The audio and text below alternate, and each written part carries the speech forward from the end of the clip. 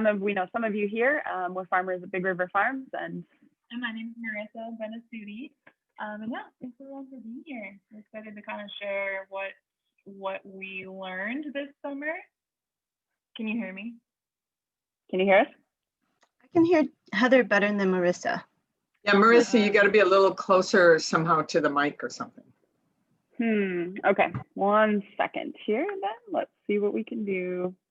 Should we turn this off? Yeah. Okay, here. We're just talking. All right, can you hear us any better now? And can you hear me? Yes, a lot better. Thank you. Okay. All right, well, bear with us. The volume's a little quiet on my computer, so if you have a question, please make a loud statement so we know.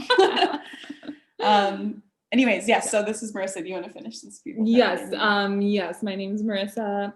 I don't know what I was saying. Thanks for being here, everyone.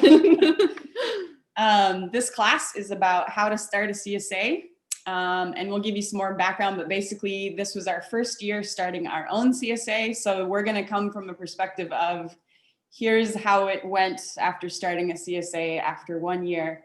And we're going to cover kind of a basic outline of here's what we dreamed of doing, here's what we ended up doing, what actually happened, and here's what we do different ultimately. And we're going to go kind of from an angle of like spring, summer, fall, winter, and how we approach it. So thank you for being here. And if you have questions, feel free. We'd love it to be kind of an open forum too. So feel free to shoot us a chat or get our attention in some format. All right, I'm going to share the PowerPoint. And then I think I'm going to like present mode. Yep, is that? Yeah, there we go. There we go. Okay, awesome. Can you see it? Good, okay. Yep. Great, wonderful. All right, well, our farm name is Moshky, and we're gonna explain a little bit about how we came to such an interesting name. It is in fact a made up word, actually by Christina, who's on our panel here today. And it came from a group of us working together at a lovely place called Dream of Wild Health. It's an amazing Indigenous owned and operated farm, and we all were able to make some amazing connections there, and a lot of our skill building happened there. So really grateful and want to make a little shout out to Dream Wild Health for that. But that was where this idea was born out of our farm team that was there. So I'll just explain a little bit about my background, and then Marissa will explain hers. So I've worked on many other farms. I was last at Dream of Wild Health, of course, and I was a farm manager there for 6 years, where we ran a CSA and had a lot of other kind of diverse farming operations going on there. So that's roughly kind of my background. I also have a degree in horticulture and organic farming, and am just an overall general plant nerd. Yes, and I started farming actually with Heather. I met Heather. I interned at Dream of Wild Health to see kind of what farming was all about. I thought I wanted to do like food policy work. But I worked at Dream Wild Health and was just like hooked on farming. Nothing beats sunshine and fresh vegetables. And so from there, I've worked on a couple kind of small scale organic CSA farms. And then I wonder if I'm on. kind of connected and decided it was Am I on mute? time to start Moshky. So here are some really lovely fashionable pictures that we took of our original farm team, and just didn't want you guys to miss out on the opportunity of seeing these great photos. So there you go. So Moshky, so going into like building this CSA together, we had worked together before, so we knew a little bit like what we were getting into. We kind of knew each other's skill sets, and we were really able to make space for both of our skill sets. And really in the spirit of Moshky, which again is a made up word. And we actually, I think we started using it when we would make lunch, and it was just like all of the leftovers from the farm we would like throw in a pan, and it would come out tasting amazing. So the concept behind the word Moshky is really like all of the wonderful parts of something coming together to create something beautiful and delicious. Yeah, do you want to add anything Yeah, so in the background, you'll show, these are some images of what we would call Moshky and how it started. So we'd gather things from the farm and turn it into these lovely creations. And something we wanted to mention before we kind of dove into everything was we actually really played around with a lot of different names. And we wanted to mention that one thing that was really crucial to us is that our name represented both of us. So originally, our farm, because we are actually, we'll get into this too, because our farm is, we're looking to kind of build food resources for the African diaspora and create a CSA that really caters to a lot of the African community. We were playing with a name called Napi Tapi, which means sweet, sweet, delicious. And I especially really fell in love with that name. And the reason being, my background is I grew up in Southern Africa in a place called Zimbabwe. And it is really the heart and soul of who I am and my passion and even my birthright. And was raised and taught to farm there, and was really gifted so much by the community there. So my dream and goal, because I've been given a lot of seeds over the years from my community, I really wanted to be able to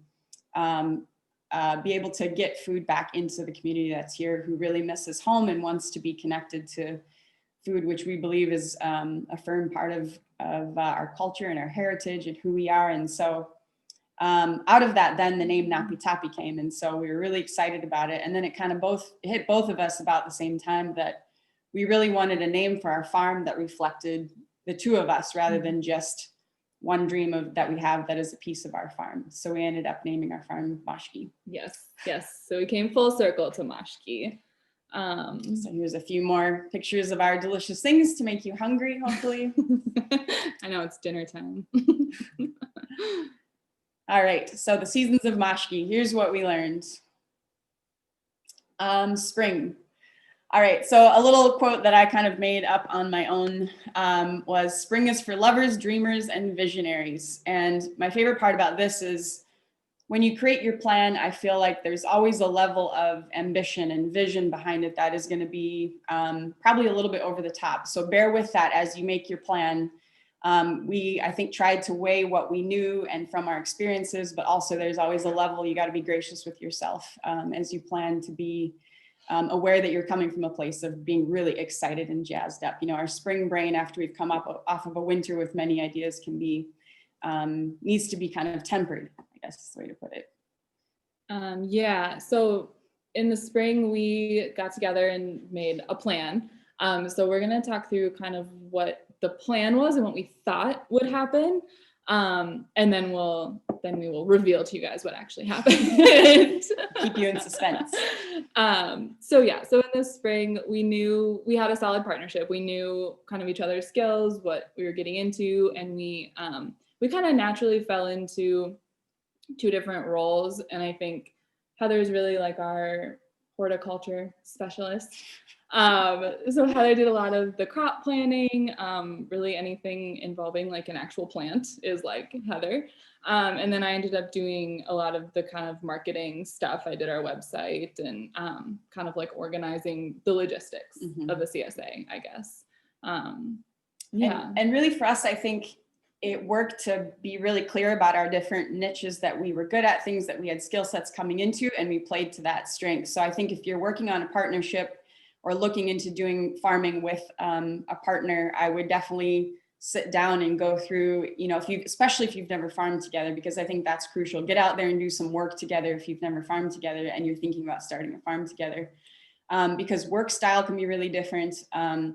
And really, as many of you know who are farmers, when you're sitting down to think about starting a CSA, there is just farming in general. It puts you and pushes you to the limits.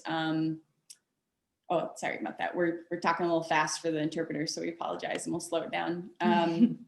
So we found that it's really important to discuss what your skill sets and strengths are. So sit down and brainstorm on a piece of paper or something to that extent to think through what are you bringing to the table, and then play to that as well. So we also sat down and talked about what our passion was and what our niches are, what do we really love to do, and then how can that be reflected in the kind of CSA that we start.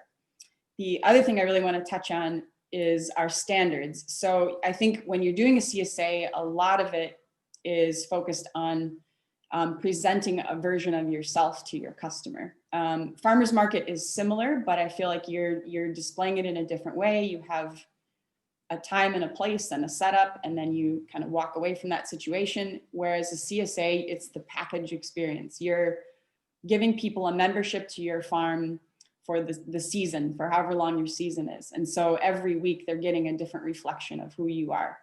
So one thing I think we're fortunate on is that Marissa and I, where one is weak, the other strong, and vice versa. I tend to be like super particular and I want it really specially done. And I would probably spend 7 days of the week trying to make a box look absolutely perfect and put a little bow on top and everything. Whereas Marissa, I think, has good balance with that. And she knows when to kind of rein me in on that, as well as, and Marissa, you can talk about this too with quality control. Yeah. Heather is our quality control.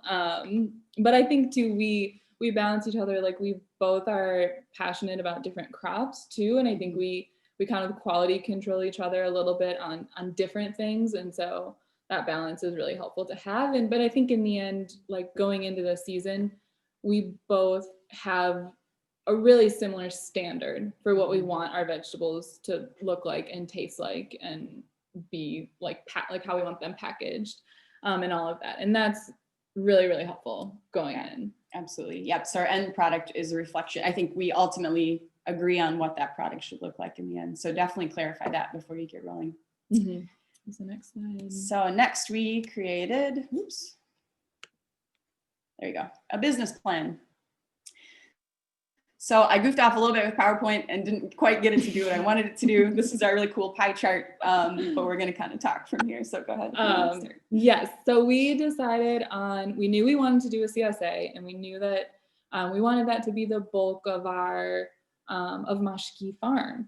We also, we love to eat and we love to drink and we love time. So we also created cocktail shares, which were, we had such a fun time doing that this summer. We would take kind of whatever was fresh and yummy in the field and create essentially mixers that we would send out. So you get a cocktail share. It's a box with like 4 mixers of things we've created using vegetables from the farm. And it's everything but the booze. So then you have all the supplies to craft your own cocktail at home. So we did, like, for example, like an arugula gimlet. So it was like arugula and lime juice, and then you get it in a bottle, add gin, add a dehydrated lime, and voila. So we created that. And then we also we knew it was like our first year of business and we didn't know necessarily what to expect. So we knew we wanted to include a little bit of landscaping for just kind of like a steady paycheck on the side. And Heather actually loves landscaping and has had her own landscaping business before. And this is a really, I think, important talking point for us, because we went into it with the plan of like, if one thing didn't pull through, we have another thing. And if that other thing didn't pull through, we have another thing. So we set it up with the structure of, we sent out membership agreements for our CSA shares, and we'll talk about that detail as well. But we had to fulfill those contracts with people because they had signed up and paid for 16 weeks or 15 weeks, of food from our farm. Then if we didn't get enough CSA share signups, we'd then look to our cocktail shares and hope that we got a bit of a supplement from the amount of people we drew in. Maybe more people were interested in cocktails versus CSA. And then as the backup to all of that, we had landscaping, and I have a background in landscaping as well as I ran a business in landscaping. And the value you can get for the time you work is quite high. And there's even just basic lawn care work. And we tried to keep it restricted to 1 day a week. These are our types of work we'll do. So we're not getting sucked into really big projects where we're doing floral design and all of this stuff, which can take a ton of time. So we did our best to build some base contracts. So we had 2 to 3 every single Friday kind of clients where we knew we could go get a job done, walk out. It didn't, we'll get into the details of how it didn't play out that way always, but that was our definite, that brought in quite a bit more income than some of the other things. So just in case, let's say the CSA didn't work out, we had this fallback plan with our landscaping. And then the other two were wholesale and markets. We had a couple of chef connections, thanks to Marissa. And also we signed up for markets through Big River. And that gave us a chance where if we had excess produce, these are the outlets that we had set up. And I'd encourage you, when looking at doing a CSA, you know, balance out what you can do your first year with what you're able to do with getting other income as well. So if you don't mind me pointing you out, Mal and Lucas also started a CSA this year. But I think what I love about their plan is they decided they're growing with numbers that I think make a lot of sense. And they're building their business as they go. And I think we dove in really head first, partly because I'd run a CSA before for another organization. So our numbers are a lot higher, but I would say be cautious as you pick your numbers and try and balance with things you know, and maybe already have a skill set in. As you add in a CSA, maybe start with numbers being small. Mm-hmm. Okay, so this is kind of the breakdown of how much of our business was CSA versus cocktail shares, landscaping, all of that. So the CSA really was the majority of Moshky. And then this is not though our income earned from each item, but this is sort of how we thought we'd balance our time as we approached each thing. Yeah. Do you have anything else to say about that? No, I think Okay. that's kind of it. So our CSA customers, getting people to sign up for your CSA. We knew we wanted to grow for our friends and family, of course. And then eventually kind of, we'll hopefully grow the CSA like this coming year and in following years. And we tried to reach out to as many family and friends as we could in the first year before getting a lot of other customers, because it was really important to us to have that flexibility in our first year to be able to have what you call flex customers, is what we call the people that we knew loved us no matter what. And if everything fell apart, we knew we could short them on something, or we could, call them up and say, hey mom, the beets I'm giving you this week aren't the best, but I'm giving the better ones to the other family member or the other people in our CSA.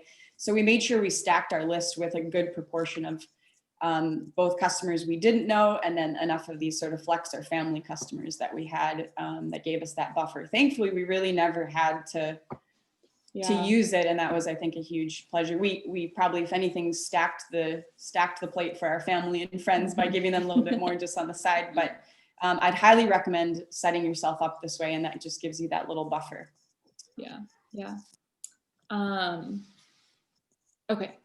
And then this year we started with doing a lot more family and friends, but our goal is to eventually grow, like I said before, into a CSA that's really catering more to the Southern African diaspora, just because of that connection. And so this next year we'll approach it a bit different as we go about gathering our customer and client list, really looking to kind of start to build that into what we're doing. And I've already started to put out feelers in my community to make sure we can start building those numbers in that direction. Mm-hmm.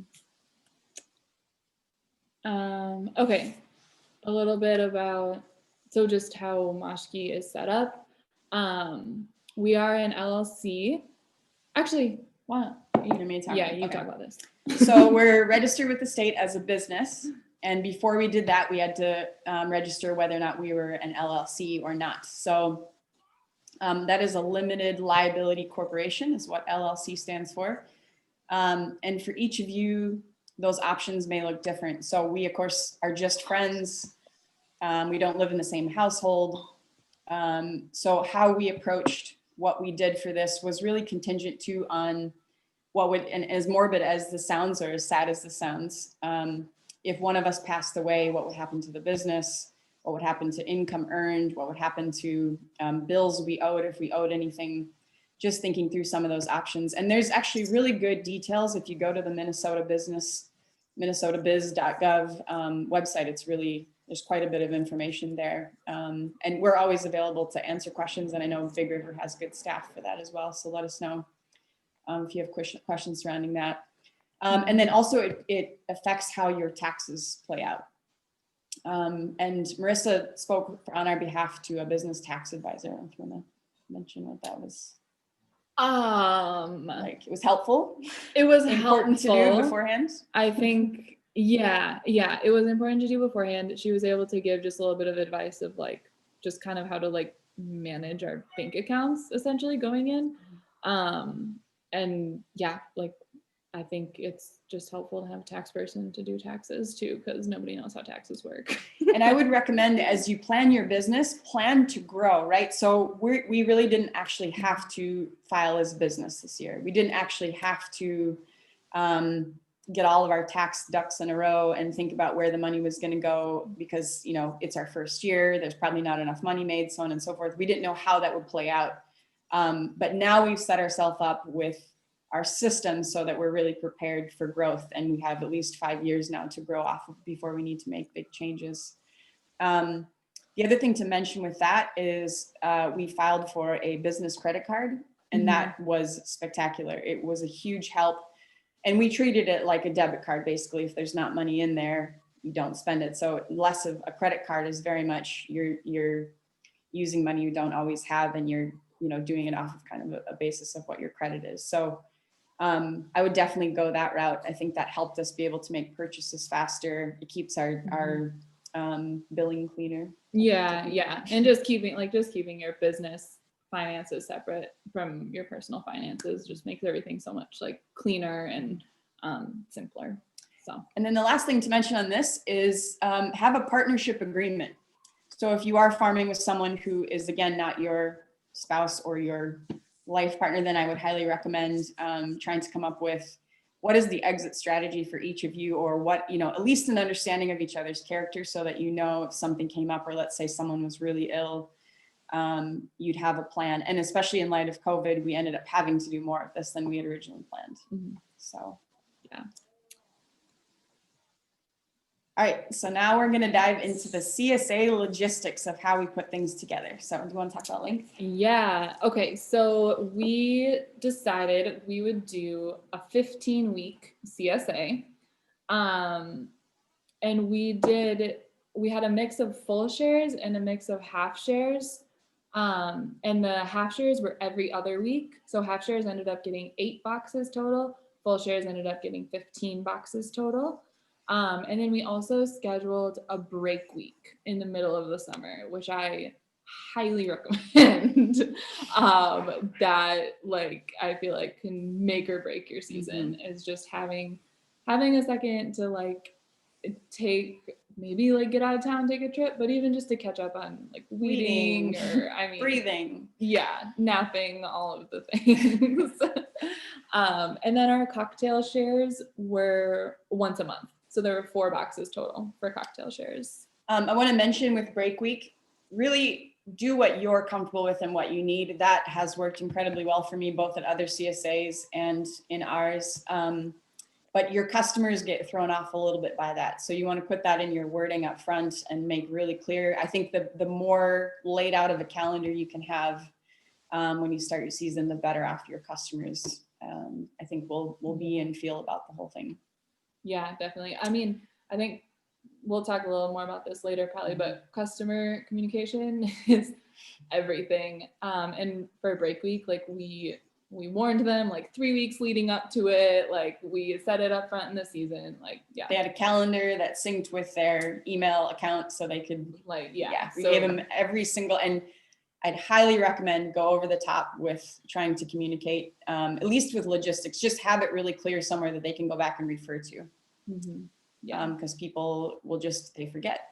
Summer is a great time, and there's many things going on. So yeah. So our drop sites, then we kind of knew that the bulk of our CSA would be friends and family, and we know where our friends and family live. So we wanted to pick drop sites that were convenient to them.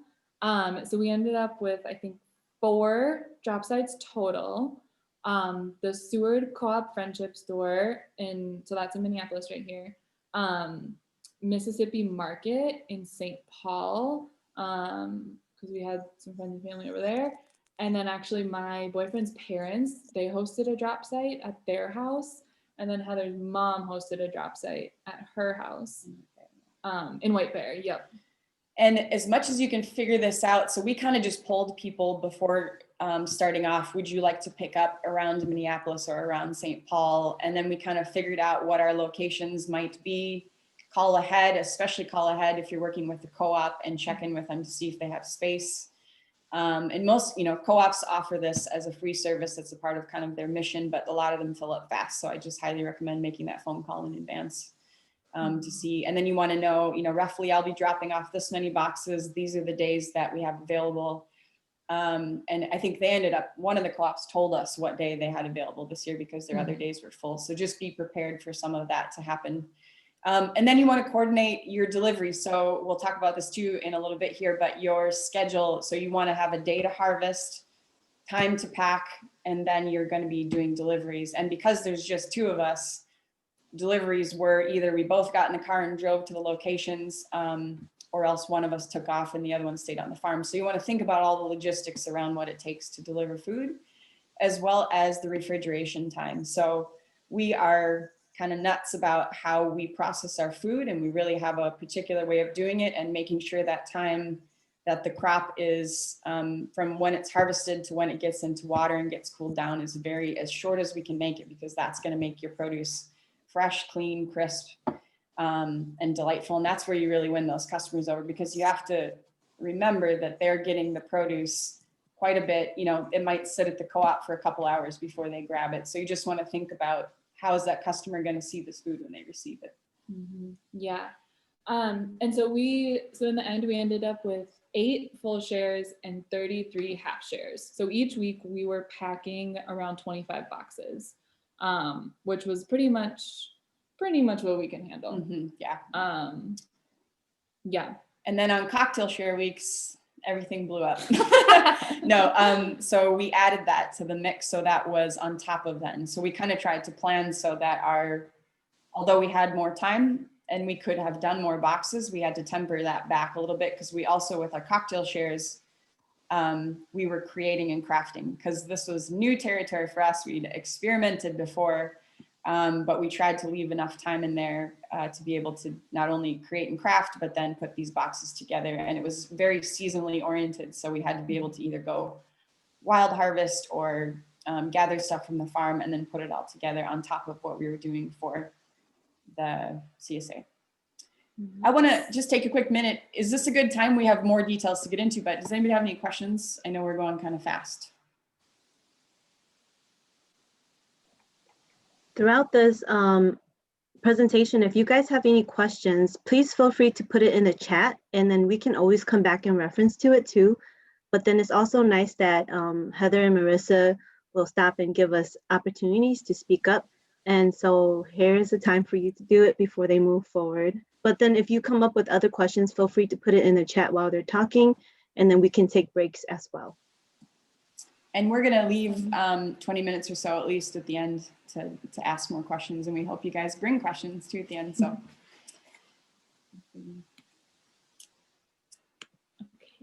Okay, there we go. This is. Okay, so the logistics of like setting it up. Let's see.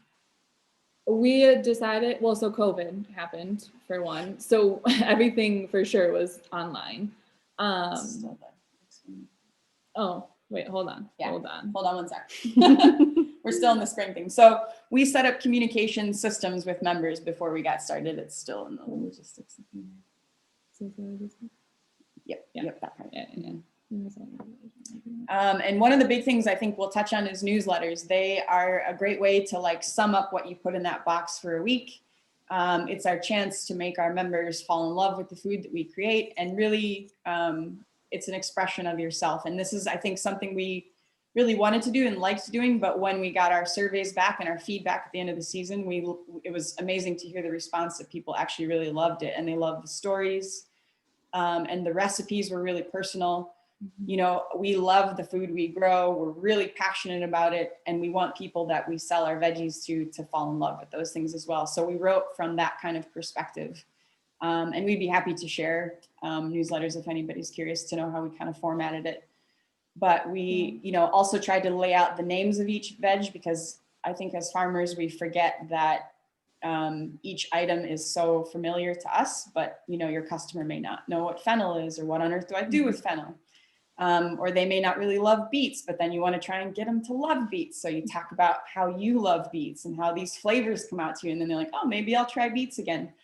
And I think we won some people over that way this year and how we approached. Yeah, definitely. Yeah, we got really great feedback from our newsletters because we include recipes and everything, but we also include like storage tips. Like, is this thing, like beets, we think are best roasted, I think. And so if there's not a recipe for it, we're still kind of laying out all the vegetables and telling them like what to do, how to make it taste good. And then also I think teaching new tricks. So like a lot of people don't know you can eat a broccoli stem. So teaching people little tips and tricks with each thing. And so really, unless something was pretty normal to people, like let's say a cucumber, we would highlight all the other things that we could. And even with cucumbers, we'd start off by telling them, hey, we love cucumbers dipped in soy sauce with a little sesame oil. And when we're looking for a good snack on a hot sunny afternoon, this is our go-to. So we just do like a quick sentence for each vegetable that we throw in there. And as they get like 3 or 4 cucumbers down in the shares they've received, then we stop giving them too many details. But just make sure you highlight each veg as you throw it in. Yeah. So our customers would all get a newsletter, like usually the day of when the boxes would go out, sometimes the day before. So they can kind of plan their meals and everything too. And then I was going to say something else about that. I don't know, but growing into doing it on our website. No. But okay, anyways, so newsletter aside, I also want to mention the member agreement. So when people sign up for our CSA, there's a whole page on our website dedicated to the member agreement, which is just kind of educating, especially if someone's never signed up for a CSA before, just educating our customers on like what that means. Like they're signing up to get whatever our farm produces essentially. And if someone hasn't done a CSA before or isn't super familiar with the concept or super game to like support their farmers, honestly, there can be a little bit of a learning curve. And so the member agreement kind of lays out like what to expect from just like in terms of what's going to be in your boxes and how to handle that, but also then like pickup days, drop-offs, what to do if you're going to be out of town, all of weather that stuff. events. Like if you had, so they're basically with the CSA, what's I think really nice about it as a farmer is that people are signing up for the farm, an experience of your farm for however many weeks of your CSA. So if you run into a crop loss, if you have hail, if you have a tornado, if one of us got COVID this year, we basically outlined that in our contract and said, you're signing up to be a part of whatever happens on our farm, and that's a risk you take. Now, we will do everything in our power to make sure we fill and fulfill those boxes. And really, if we don't, we lose a customer in the long run. So there's that kind of give take that you have to outline in that. But we ask people to be gracious, and we did tell them it's our first year, but that this is an opportunity to experience farming and what it's actually like on the ground. So if we did it on other farms I worked on, or when I ran the other CSA, we did have a really terrible hailstorm, and we were supposed to have certain leafy greens in the box, and I had to put in there, we're giving you a few leafy greens, but not as many as planned, and here's why there's damage on these leaves. And thank you for being gracious and being a part of our CSA. So we want them to know the kind of ups and downs we're going through on the farm each week, so that they also are learning. This is a chance to really educate your customers in what it's like to be closer to a farm experience. Yeah, and I think that education and just keeping really clear and really constant communication with your members goes a long way in them like appreciating your CSA because they know what to expect. Yeah, and side note on that, Farm Commons has a really great resource of how to write a member agreement and like what is important to include, and they kind of help you like think through all of that. And that's just like a free like PDF on their website. What email system? You want to talk about that? How we emailed our customers? Yeah, so we actually started on like MailChimp. Yeah, just or MailChimp, I like, figured you'd touch yeah, on. yeah. So we started, you can set up a free MailChimp account, which is just like, it's just a, what do you call it? A service to send out mass emails, but you can, it's really easy to use. You can kind of like get all of your email lists in order, and you can format your emails all pretty and link things, and I just really like it. So we started with that as we were kind of like building clientele during the spring. And by building clientele, I mean like getting our family's emails all together. And then during the season, we did the newsletter just in like a PDF format and just sent it out in a mass email, like from our Gmail account. So we kind of used MailChimp as like marketing, and we used our Gmail as like member communication, I guess. Yeah. And as we grow, we'll probably look into more business oriented, like we might purchase a Gmail business, whatever, and all that. But for now, we were just looking to save pennies and make sure that we weren't spending money where we didn't need to just yet. Yes. So, and then schedule, we'll talk about a little bit. This is what we set out to do. We kind of tried to think through, as I mentioned earlier, these are the days we'll be harvesting. These are the days we'll be delivering. And then these are the days we'll be doing our farm and landscape projects. So we'll draw that out a little more as we get into the actual season, but think about your schedule as you plan what you'll be able to do. And then our online sales. Okay, so our online sales. So we set up a website on Squarespace, which I love. It's not free. I think there are places to get a free website in the world. But it's not super expensive, and it's really easy to use. They have really nice templates, and you can kind of just plug in all of your information in a nice way that I think is really easily navigated for our customers. And then the hardest part was integrating the payment system. So we ended up we integrated PayPal and Stripe. And so our members, like, it was a pretty simple flow of, you click like join our CSA, there's full shares, there's half shares, and then you're routed to pay with a card through our website. And that's how all of our CSA sales were done. Yeah, am I forgetting anything about? No, I think that sounds good. And you're welcome to check out our website, www.moshky. Yeah, she can. That's the cooler way to do it. There you go. And again, bear with us. We're still building and growing too, but this for us, I think, was a lovely start to things. Also, I'm going to just mention, we decided to call our company Moshky Farm and Gardens because we wanted to reflect that we were landscaping in the name that we came up with. So just a little side note. I also want to mention, and this is really all, Marissa did an amazing job on this. We knew, so for us, greens are a part of our share. Collard greens are something we both love. It's something I grew up with. And we offered quite a few different varieties in our CSA, from purple to green to yellow to, and then different flavors and tastes with our collards. So really collard greens was something we wanted to use to reflect our brand. So we met with some brand advisors. Big River offered resources. I think we still are really lacking and really want to grow in this area.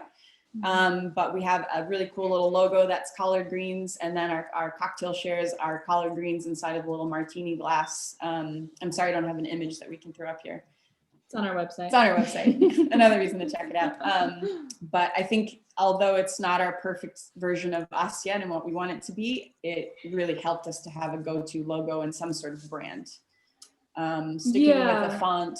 Yeah. So, and we would love to hire, like a professional logo designer and get some of our branding together. But right off the bat, we picked collard green, and sunshine yellow as our colors. So we at least had some consistent branding there. So we had colors, and then we always use the same fonts, and we just picked fonts that are available to everyone. Consistency, I think. So all of we haven't talked about this yet either, but we did winter shares on top of our cocktail shares as a part of our CSA. And having that kind of seamless integration of our label and what we did, I think really made a difference in how we brought across an image to people. So yeah. And then marketing. So So we got our website all set up and everything, and then we started spreading the word to our friends and family.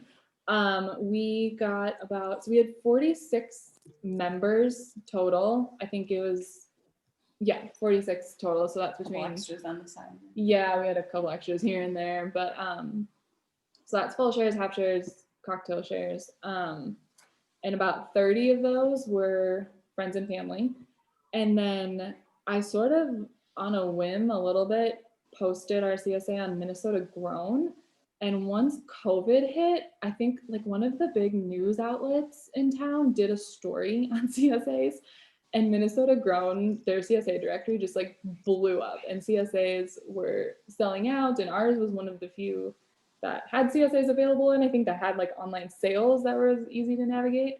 And so we ended up getting 16 members from Minnesota Grown, which was In like a couple of days. Right? It yeah, was just in like matter a of couple of days. So we had to quick like shut it down.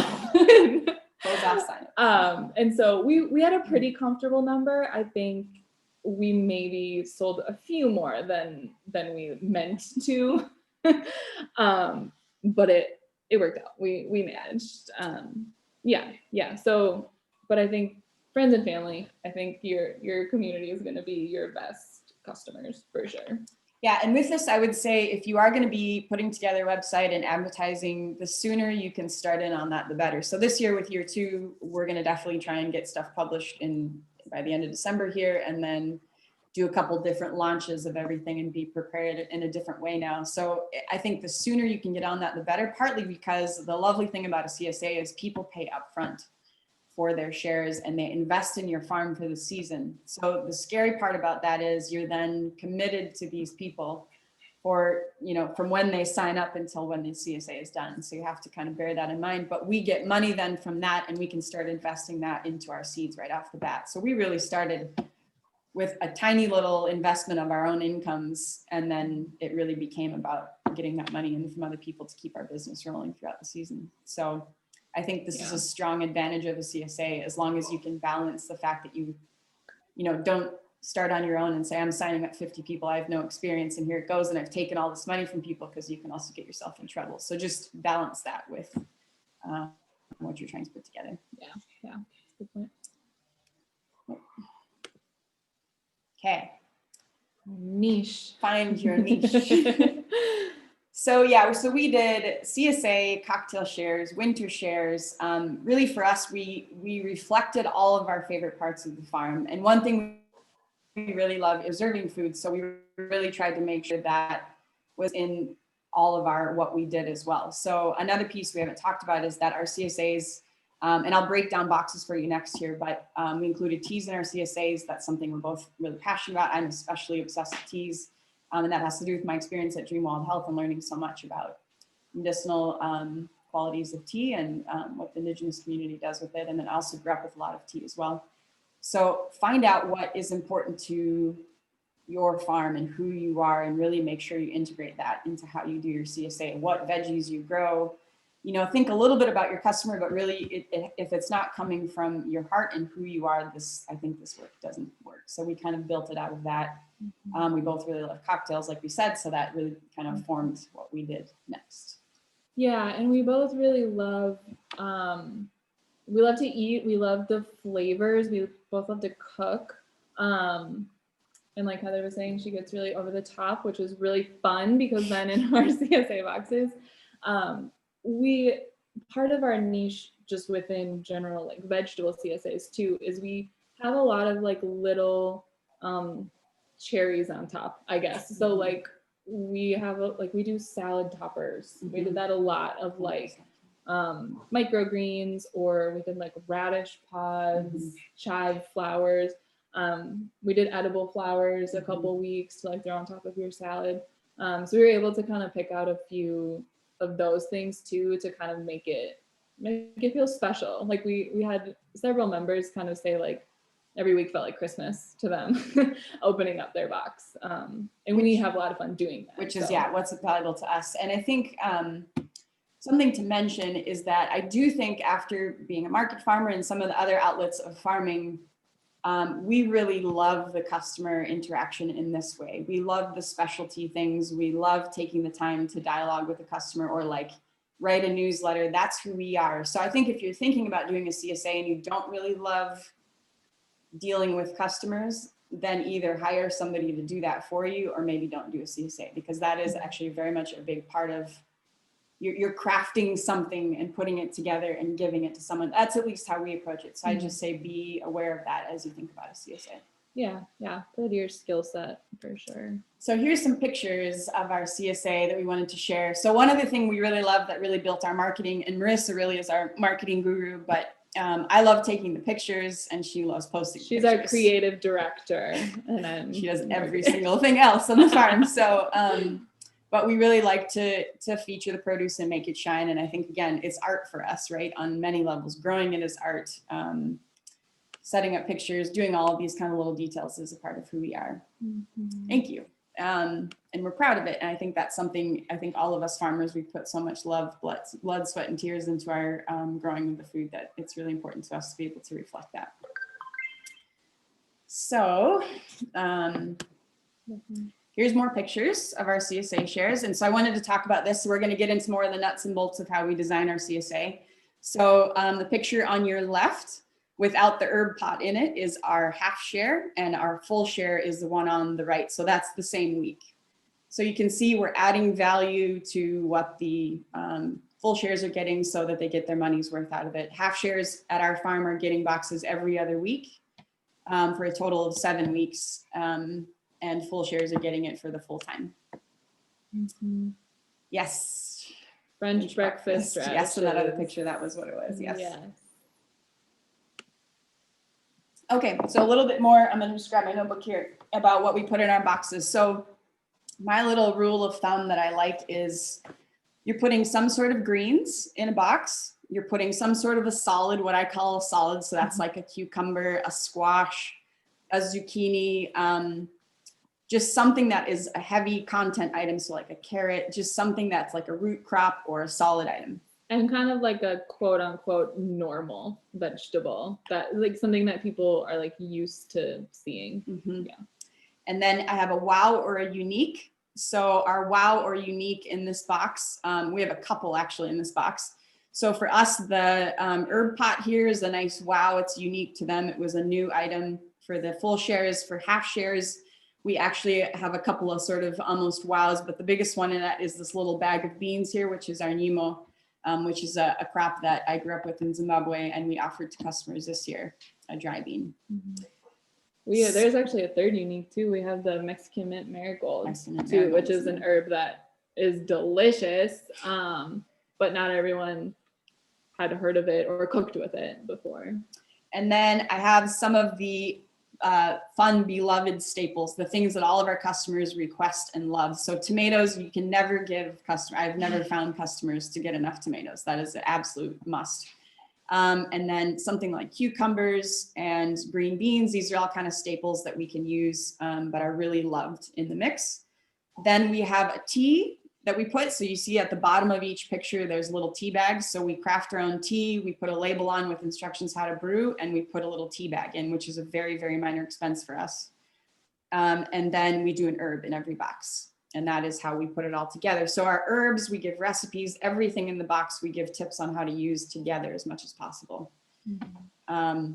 And then the other thing to mention is we then fill it up. So we want to get to about 7 to 10 items. And I think we probably err on the side of putting more in than a lot of people.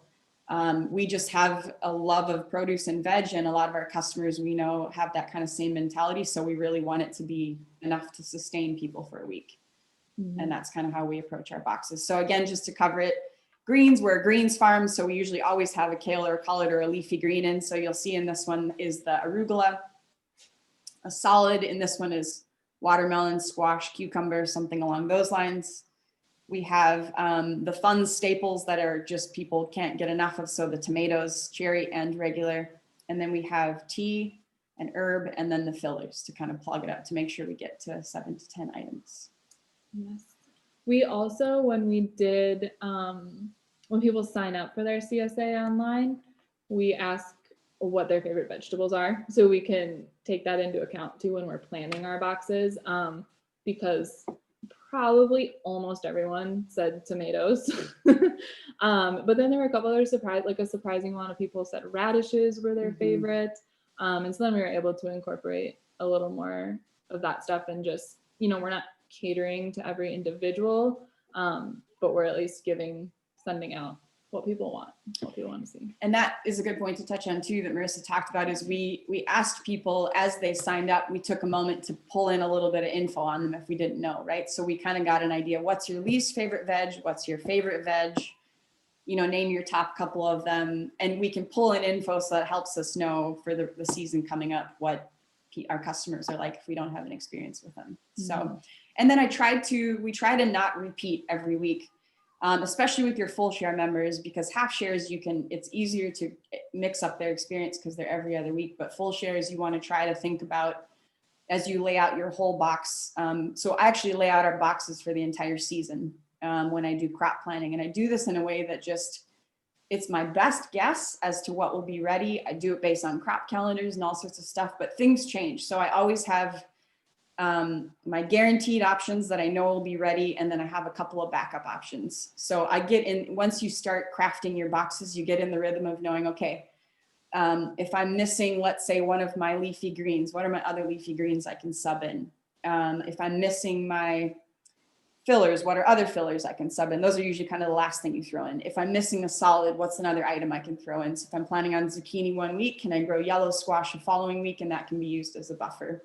So kind of always have your main plan and then have sort of your backup ideas in your head, and you'll get to it. It really builds and grows as you do this work longer and get more experience, but it's not as scary as it seems. And then the other thing I want to mention is that we did try to, because we were new and we didn't always have enough, and we were enough as in we could only grow so much this season, we tried to feature and highlight and invest a little bit in some of the farmers around us too. So people like Mei Lee helped us out, and we purchased things from her from some of our income in order to be able to build up our boxes and make them nice. And that was a nice way for us to integrate Big River into what we did. And then we'd highlight and feature that person we bought from that week. So for example, next year, Big River isn't growing potatoes because of crop and pest issues. So what we're going to do is we have some friends that are growing potatoes off site. They grow organically. We're going to see if we can get certified to purchase from them, to be able to bump up and offer our customers still that experience of a full CSA with potatoes.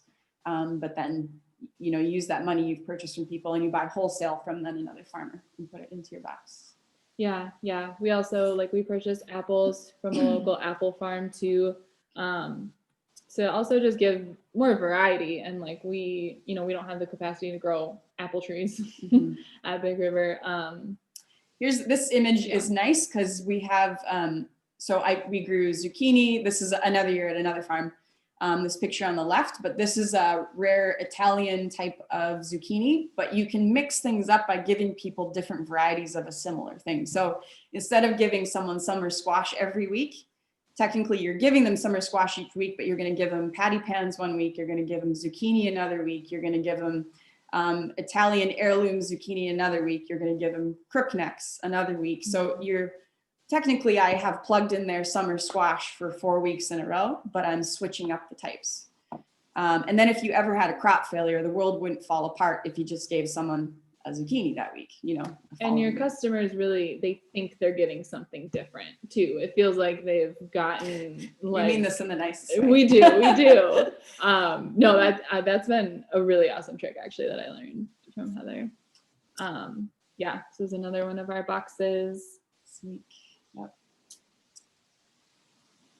And here's cocktail shares. So we'll take a little minute to touch on this. So we did both cocktail and mocktail shares.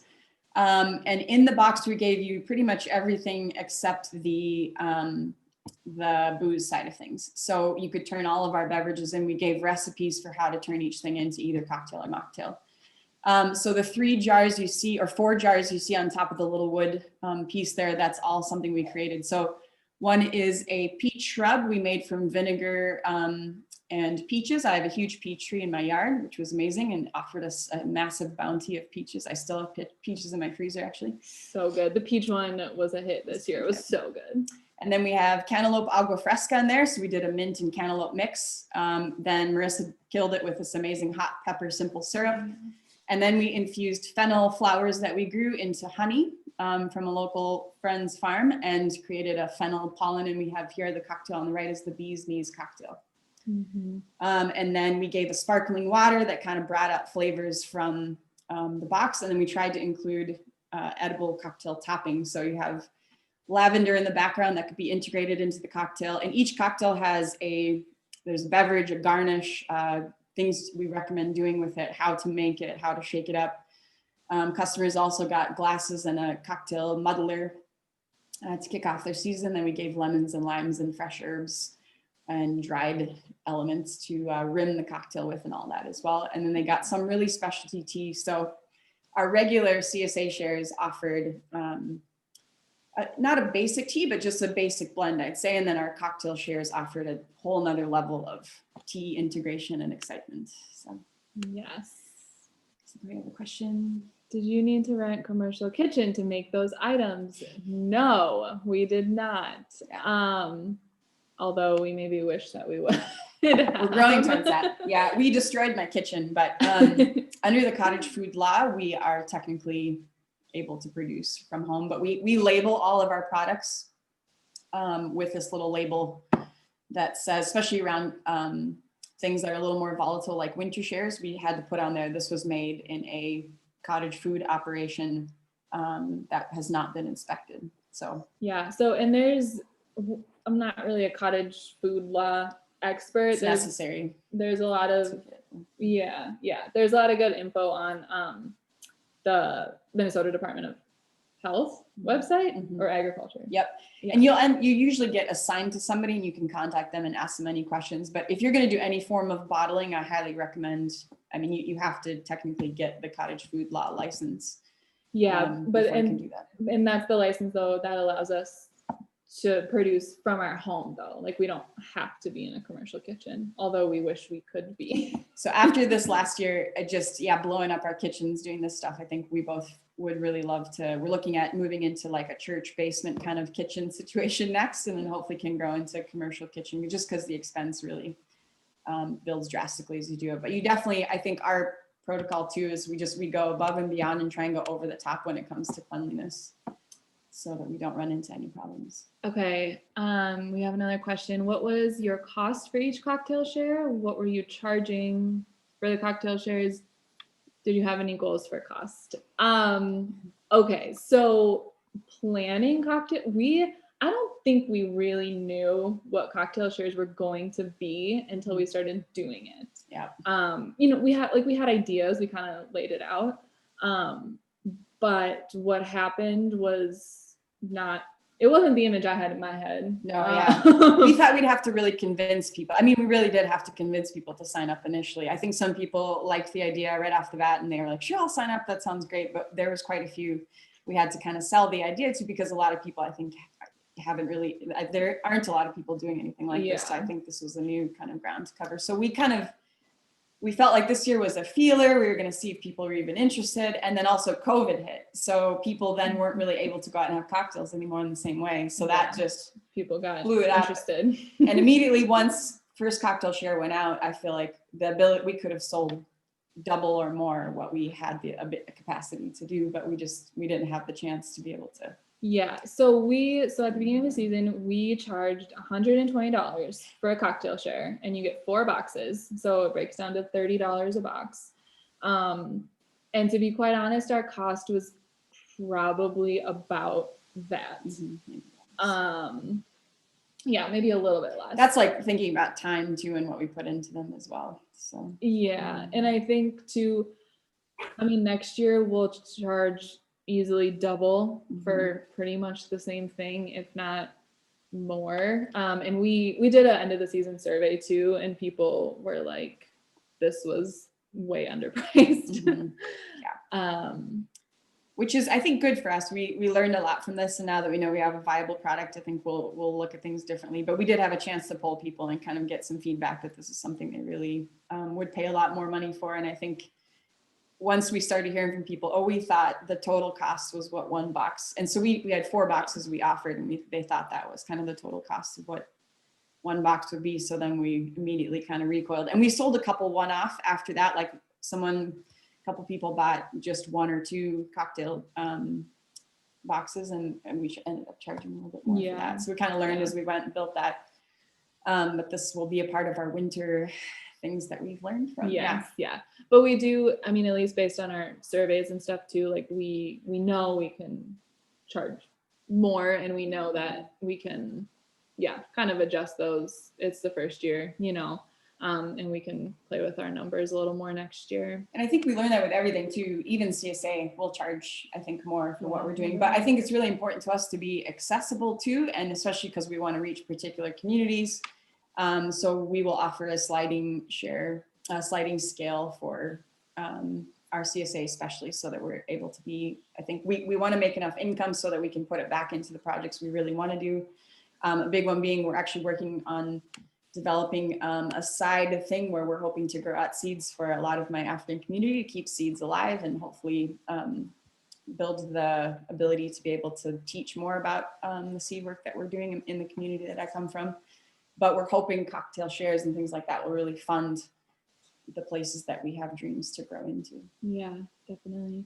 Okay, another cocktail question. How many cocktails can they make from a box? So each of those bottles, which there's 4 of, each one makes 2 cocktails or mocktails. So that's about 8 cocktails per box. And people seem to like that amount. We got some feedback that was like, hopefully COVID won't be as much of a thing next summer and we'd like more, but definitely for a COVID year, people seem pretty content with 2 cocktails per creation. So this is part of our last cocktail box here, and we just had to feature it in here. So I researched quite a bit and figured out how to get edible cupcake toppers, edible cocktail toppers. So we did a little ode to RBG and kind of focused a little bit more on politics in our last one, because that was something we both really care about. So the one on the left is an apple thyme concoction, and it's actually a shrub that we turned into a really good base for a mocktail. And then we did this arugula gimlet, which sounds crazy, but it's actually spectacular. And we actually got to meet with a really cool bartender last week via Zoom and got some really amazing advice as to how to kind of grow and expand. But we have all sorts of ideas. I feel like an endless supply of cocktail shares, and research is the best part of that. So yes, don't forget the research. The cocktail research was a highlight of the summer. What you do. Okay, thanks for bearing with us all. Okay, so we're getting into, this is the last bit of the spring part. This is actually kind of moving into summer in terms of what our season went like and what we kind of learned. So we had a weekly schedule of Monday we would harvest as much as we can, jam pack the day full, do a really, really long day if we could help it. And then we'd work on our newsletter in the evening. So yeah, and then Tuesday, we're harvesting any last things like herbs or something that won't sit well overnight, and then packing boxes and delivering them. And we set our drop sites to be, I think they were all at 4 o'clock. The pickup window was like 4 to 8 p.m. So we were dropping off those boxes by 4 and then hopefully going home and resting. Mm-hmm. And then Wednesday, kind of same schedule. So we had 2 drop sites on Tuesday and 2 drop sites. No, 1 on Tuesday and 2 on Wednesday, I think. Yep. And so Wednesday was kind of the same schedule, pack boxes, deliver by 4. Thursday then was hopefully just farm maintenance and focusing on weeding and whatever else. And then Friday was the landscaping clients that we lined up. So this is something I really want to touch on because for us, the schedule, it worked for what we had to do this last year, but it was intense for us. This is the actual side of what happened now. And this is the actual summer and after COVID and everything else, which we'll get into more. And Saturday and Sunday aren't posted on our weekly schedule, but there was also a Saturday and also a Sunday. Thankfully, a lot of it was cocktail research. However, there was activities going on. But I think as we think about growing, we're first of all going to try to streamline how we pack boxes and deliver. I think the dream would be to condense those down to 1 day as much as we can and kind of streamline the work. But one thing that really hit us hard was farm maintenance. We, of course, were on new land. It was a different experience for us. And we had been used to farming a particular way. And then we moved into a space where we were farming in a different way under kind of different rules. And so for us, the maintenance, I think we only will grow this next season, and we definitely are going to grow our CSA, but we're only going to grow as much as we can keep up with good quality crop maintenance. I think for us, that was really a hard point this year. And the landscaping jobs really moved us into a lot different work and harder work in some ways. And also just you get sucked into all sorts of landscaping responsibilities. So just be wary of these things as you grow, and only grow as much as you can actually keep up with the kind of sustainable farm life you want to have. Yeah. And we both really set out for this season, hoping to be more balanced. We didn't want to, we left really difficult jobs, wanted to come to a place where we could also have healthier lives. And I think this summer, just because of all the many different things that went on, it did not feel like it played out that way as much as we'd like. So that's a big part of how we're approaching next season and what we do. Yeah, definitely. Yeah, we have another question. What kind of boxes do you use? Are they disposable or reusable? Yeah, actually. Yeah, so we use the general wax boxes, and then we did a plastic liner in there. I think because of COVID, the season was much more plastic oriented than we'd like it to be, but that really allowed us to have more sanitization kind of practices behind what we did. When I was at Dream Wild Health, we used these plastic boxes that we purchased. Procana boxes is what they're called. They're from, there's a supply company I have to think of, and I can send Kajua the link. But it was another company, and you paid a bit more for the boxes, but I loved their reusability and their sustainability from that. And actually, I think they kept the produce in better shape. And in a non-COVID year, I don't think we'd line those with plastic because they are sanitizable, which is really nice. Yeah. Question.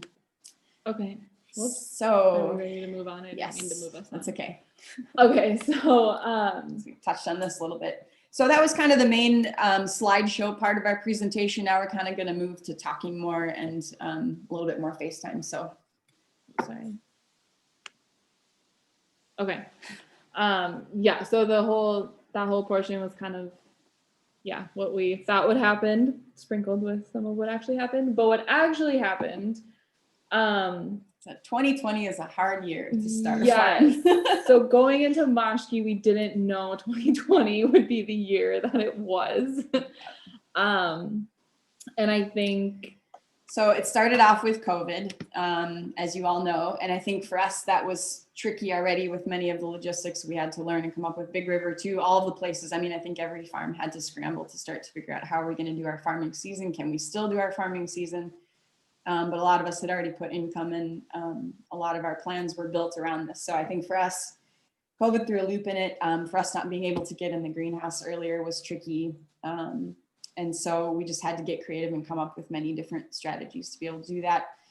We both also came in with full-time jobs when we started the season, and this next season we're going to try to, we're coming in without that aspect. So I think it should free us up more to be able to do good greenhouse management. And, you know, with the size that we really are having to move in that direction. I think if we grew slower, we could also decrease work slower.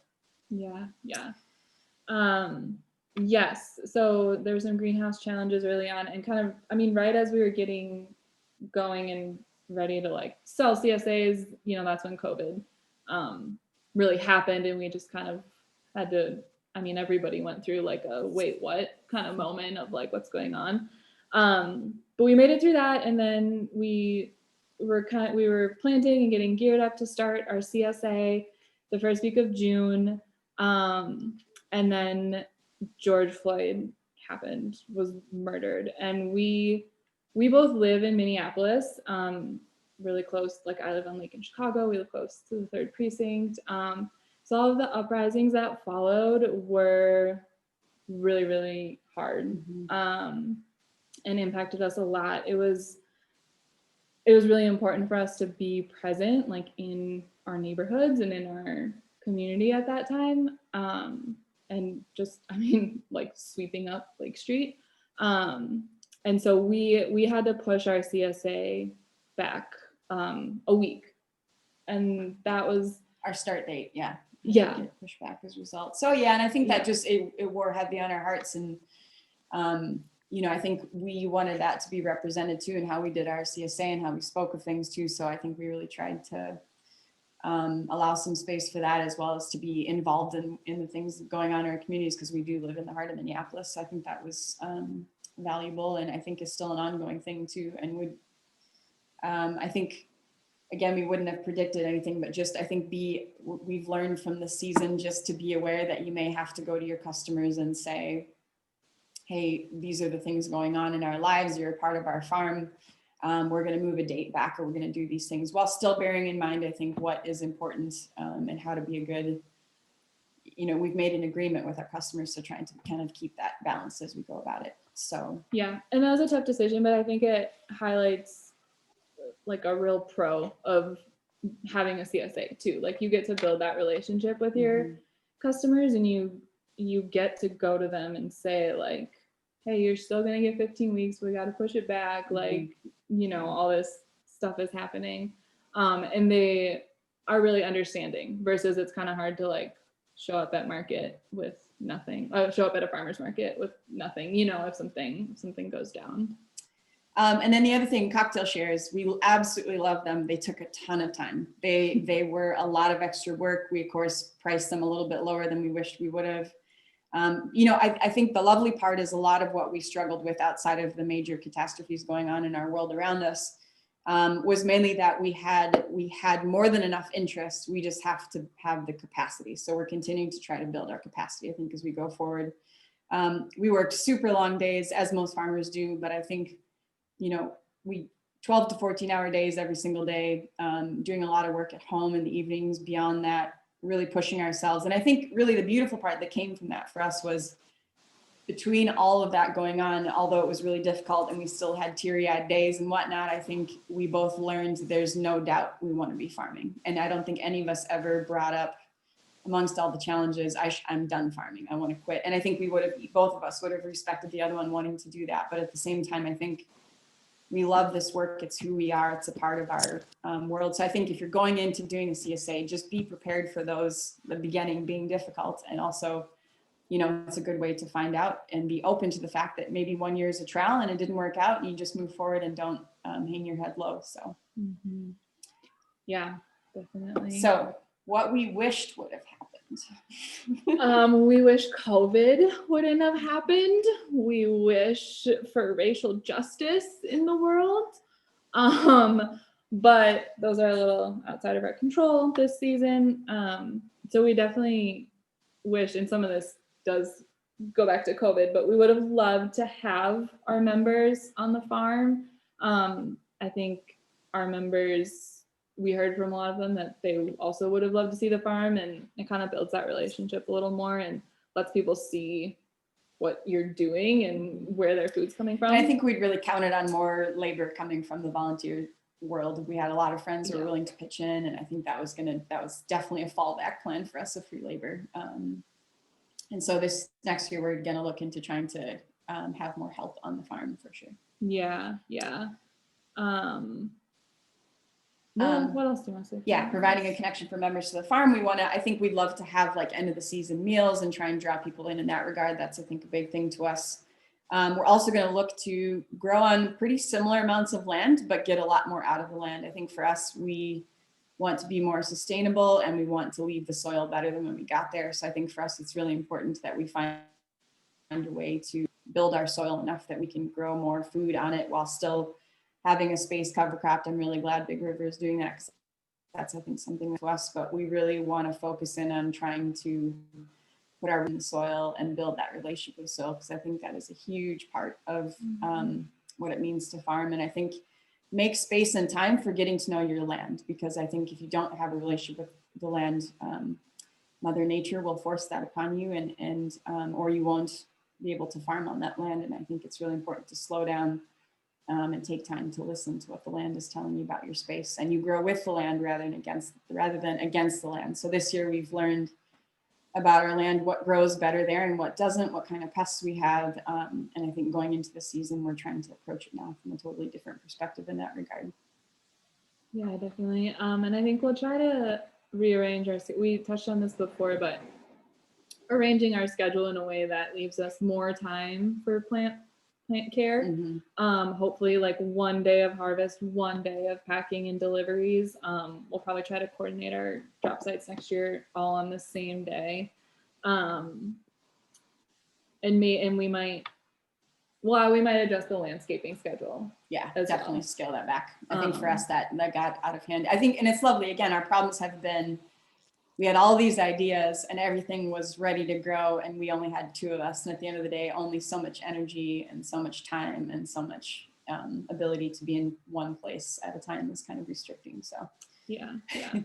and then also I think we really want to, so winter, now that we have a season to be able to build and grow off of, we're working on teas this winter, we're working on newsletters now, we're working on all of the prep we can do that took so much time out of our season last year. And even though we knew better going into it, we just didn't have the capacity or time to be able to plan those things in advance. And now we do. So we're going to compile as much to have kind of on hand and be ready for, whether it be recipes for whatnot or any kind of prep work we can get out of the way now this winter is going to, I think, work to our advantage. Yeah, definitely.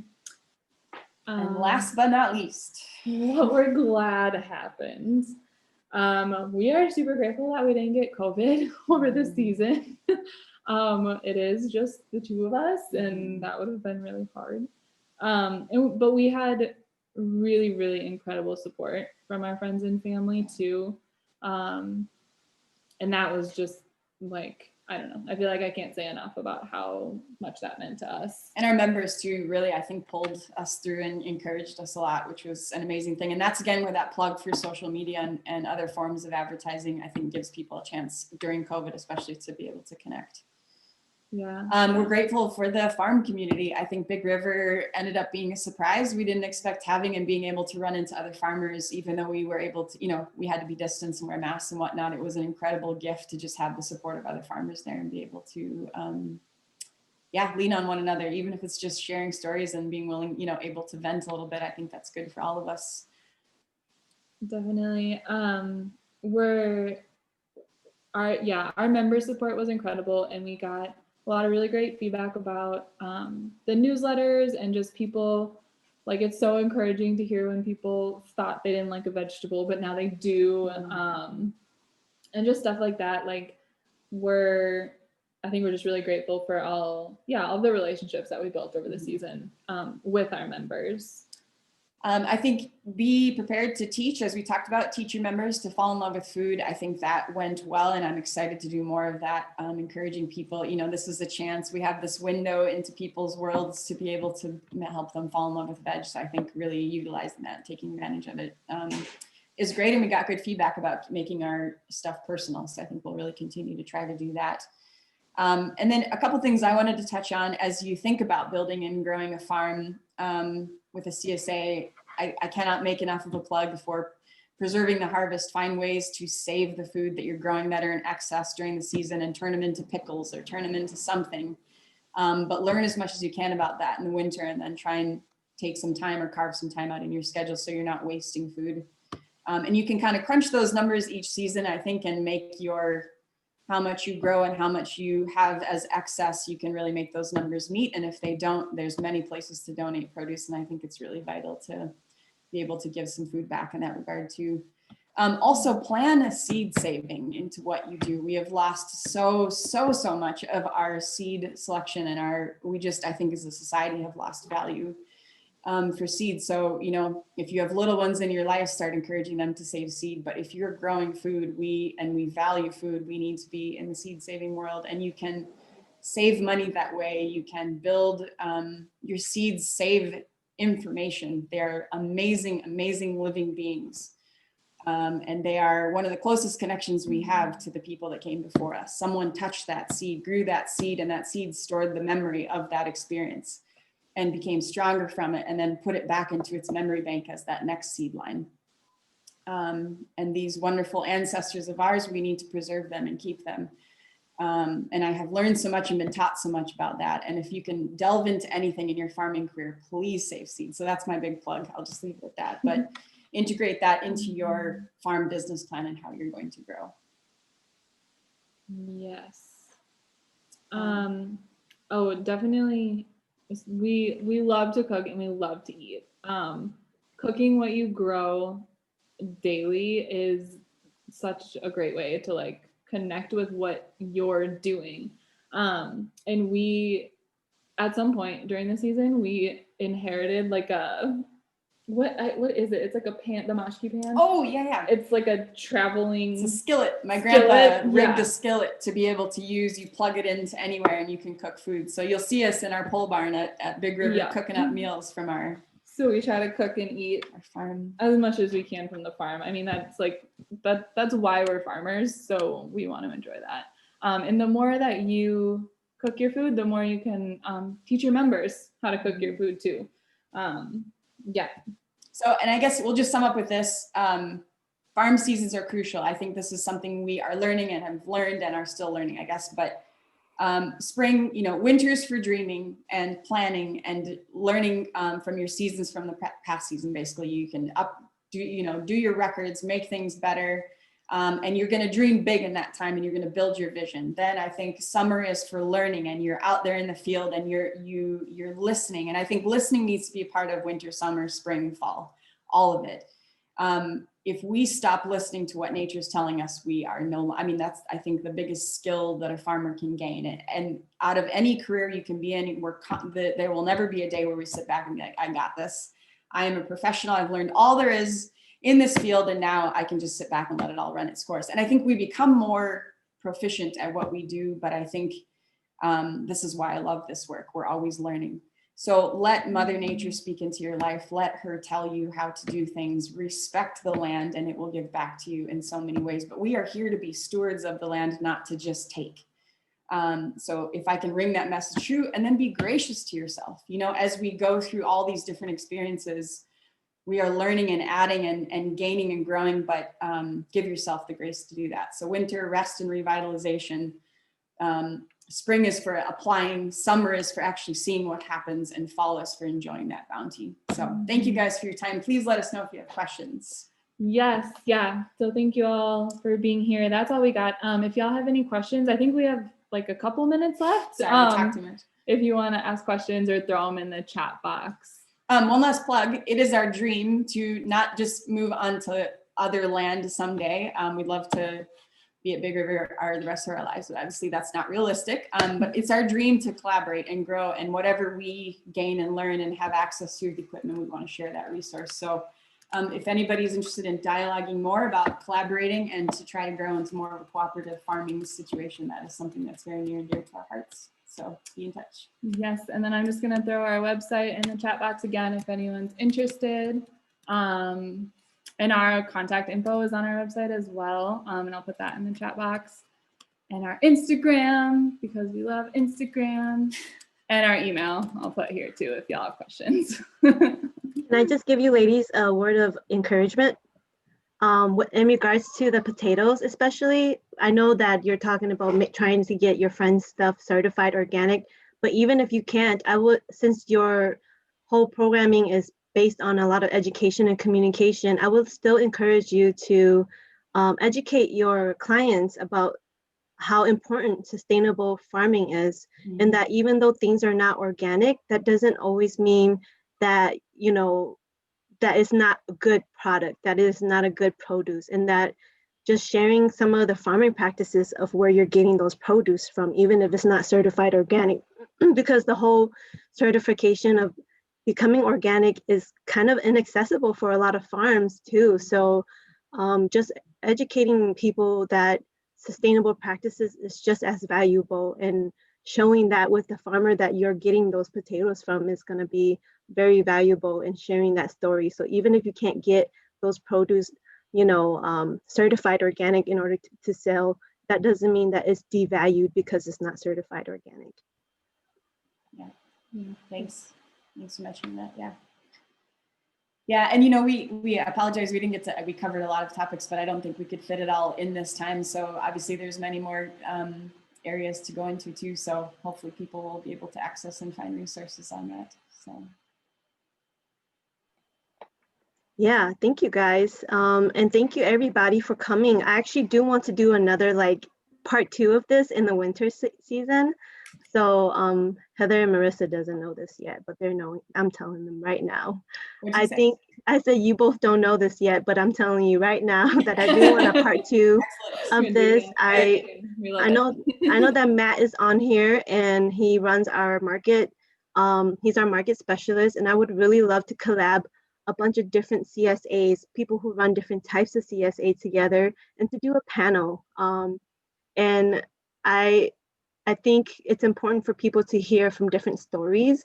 And also, I would love for you guys to talk more about record keeping in this process. That could be a whole different class, but I think this is still very, very valuable. So thank you so much for your time, and especially on a Friday night. And thank you all for showing up. This has been really, really great.